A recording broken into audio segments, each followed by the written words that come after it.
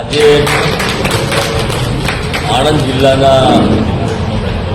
આમ આદમી પાર્ટીના આગેવાનો દીપાવલીબેન, વિકાસબેન, દિપેશભાઈ શાહ, રાતીબેન, રાજેશભાઈ, પ્રોફેસર અમિતભાઈ, શિવરાજસિંહ, ધીરજભાઈ અને બીજા અનેક આગેવાનો અને કાર્યકર્તાઓ કોંગ્રેસમાં જોડાયા. કોંગ્રેસમાં એમને આવકાર છે અને એ વાતનો આનંદ છે કે આણંદ જિલ્લાના, ગુજરાતના પ્રજાજનો માટે જે પ્રકારે કોંગ્રેસ પાર્ટી એમના હિત માટે, એમના વિકાસ, એમની પ્રગતિ, એમના પ્રશ્નોને વાચા આપવા માટે કાર્યરત છે, ત્યારે આમ આદમી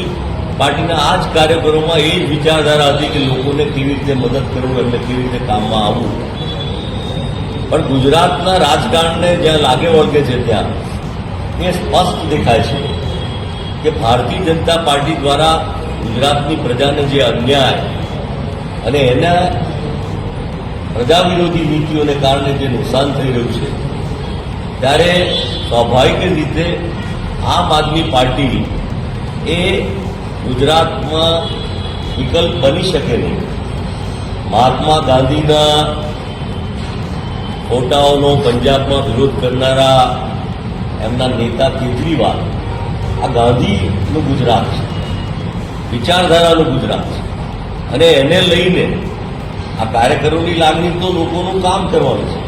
અને એટલા જ માટે એક આશા અને ઉમંગથી કદાચ એ આમ આદમી પાર્ટીમાં એ સમયમાં જોડાયા છે. પણ જ્યારે એમને પણ એમ લાગે કે સાચા અર્થમાં પ્રજાની સેવા કરનારા લોકો જો વિભાજિત થશે તો જે પાર્ટી લોકોના ભાગલા પાડી અને પ્રજા વિરોધી કામ કરી રહી છે એવી ભારતીય જનતા પાર્ટીને બળ મળશે. અને એ સંજોગોમાં એક સાચી વિચારધારા, ગાંધી સરદારની વિચારધારા, એ કોંગ્રેસ પાર્ટી, રાહુલ ગાંધીનું નેતૃત્વ જે આ દેશને માટે લડી રહ્યા છે અને આજના જે પ્રશ્નો છે એ દેશના હોય, રાજ્યના હોય કે આપણા આણંદ જિલ્લાના હોય, એ સામૂહિક રીતે કેવી રીતે સોલ્વ કરવા, મદદરૂપ થવી, પ્રજાની પડકે ઉભી રહી. એટલા માટે આજે કોંગ્રેસમાં જોડાયા છે, માટે એમનું કોંગ્રેસમાં સ્વાગત છે. અમારી આણંદ કોંગ્રેસ સમિતિ, ગુજરાત પ્રદેશ કોંગ્રેસ સમિતિ દ્વારા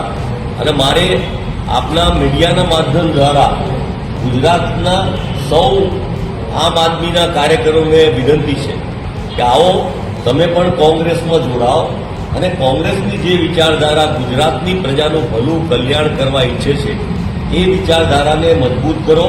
અને એમાં તમારા જે કંઈ સૂચનો અને અમારી વિચારધારા જે ગાંધી, સરદાર, નહેરુની વિચારધારા છે એને મજબૂત કરવામાં તમે મદદ કરો. આ સમય એવો છે કે જ્યારે ગુજરાતની પ્રજા ઝંખી રહી છે કે 30 વર્ષના કુશાસન ભારતીય જનતા પાર્ટીના એમાં પરિવર્તન અને બદલાવ આવે, એમાં તમારી શક્તિ કોંગ્રેસની સાથે જોડી પ્રજાના કલ્યાણમાં જોડાવ એવી આપના માધ્યમ દ્વારા હું વિનંતી કરું.